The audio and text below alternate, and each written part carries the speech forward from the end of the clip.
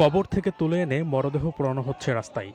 চারপাশ ঘিরে সেই দৃশ্য দেখছে একদল মানুষ, উল্লাসও করছে কেউ কেউ। কিছুদিন আগেও যে দৃশ্য বাংলাদেশে কল্পনা করা যেত না, গত ৫ই সেপ্টেম্বর তেমনটাই ঘটেছে রাজবাড়ীর গোয়ালন্দ উপজেলায়।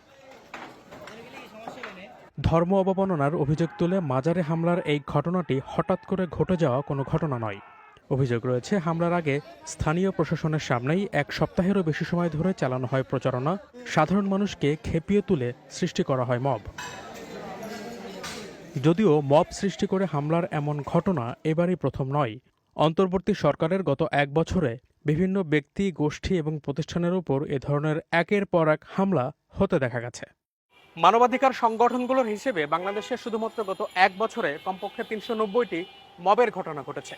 এসব ঘটনায় ১৯২ জন নিহত এবং ৩৫০-র বেশি মানুষ আহতও হয়েছে।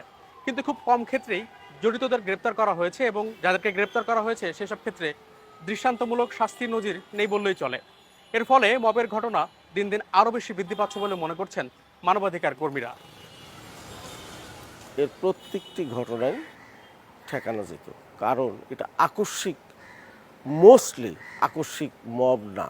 থামাতে পারেন নাই, তাহলে দৃশ্যমান কিছু বিচার করতে হবে।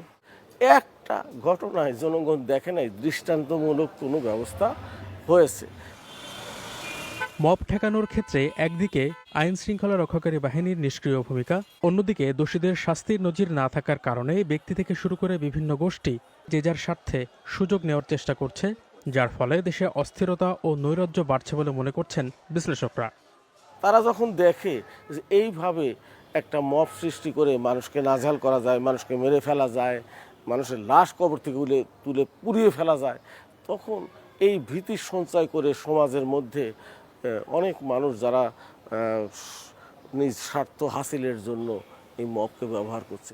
যে সমস্ত সন্ত্রাসের কারণে নির্বাচন অনিশ্চয়তার কথা বলা হচ্ছে, যারা বলছেন, যে দল বা গোষ্ঠী বলছে এটা, তারাই দেখা যাচ্ছে যে এই যে সন্ত্রাস কিংবা আইন শৃঙ্খলা পরিস্থিতির অবনতি, এগুলোর মধ্যে তাদের লোকজনই যুক্ত। ক্ষমতা গ্রহণের পর মবসহ আইন শৃঙ্খলা পরিস্থিতি নিয়ন্ত্রণকে ঘিরেই বেশি সমালোচনা ও প্রশ্নের সম্মুখীন হতে হয়েছে অন্তর্বর্তী সরকারকে।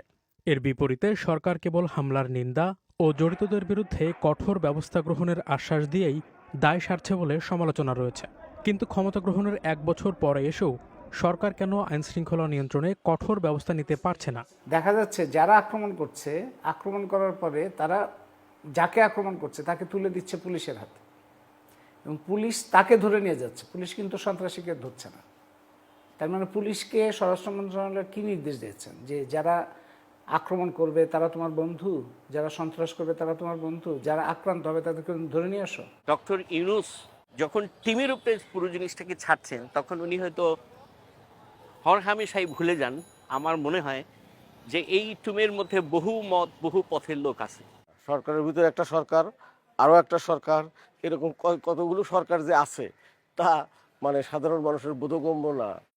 আইন শৃঙ্খলা নিয়ন্ত্রণে বর্তমান স্বরাষ্ট্র উপদেষ্টা কতটুকু দায়িত্ব পালন করতে পারছেন সেটি নিয়ে বিভিন্ন মহল থেকে প্রশ্ন তুলতে দেখা যাচ্ছে। তার পদত্যাগের দাবিতে বিভিন্ন সময় বিক্ষোভ আন্দোলনও হতে দেখা গেছে। কিন্তু তারপরও তাকে স্বপদে বহাল রাখাকে সন্দেহের চোখেই দেখছেন কেউ কেউ।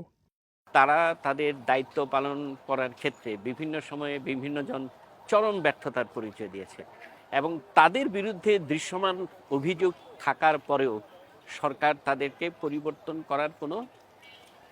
পরিবর্তন করেননি বা করার কোনো চেষ্টাও করেনি। ডক্টর ইউনূস তাদেরকে নিয়োগ দিয়েছেন, না তিনি অন্য কাউকে খুশি করার জন্য এই উপদেষ্টাদের কাউকেই তিনি স্যাক করতে পারার কোনো সক্ষমতা আমরা তার মধ্যে দেখি নাই।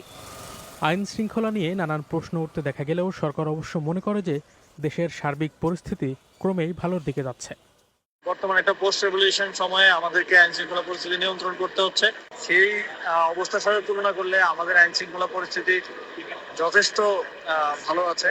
তবে স্থানীয় স্ট্রাকচারগুলো এক ধরনের ভেঙে পড়েছে, এবং স্থানীয় সরকার নির্বাচন না হওয়ার ফলে স্থানীয় সরকারেও জনপ্রতিনিধিরা নেই, ফলে সবকিছু এক জায়গা থেকে দেখতে হচ্ছে। তাই এ ধরনের অনেক ক্ষেত্রেই দেখা যায় আগের তুলনায় আইন শৃঙ্খলা পরিস্থিতি উন্নতি ঘটছে না।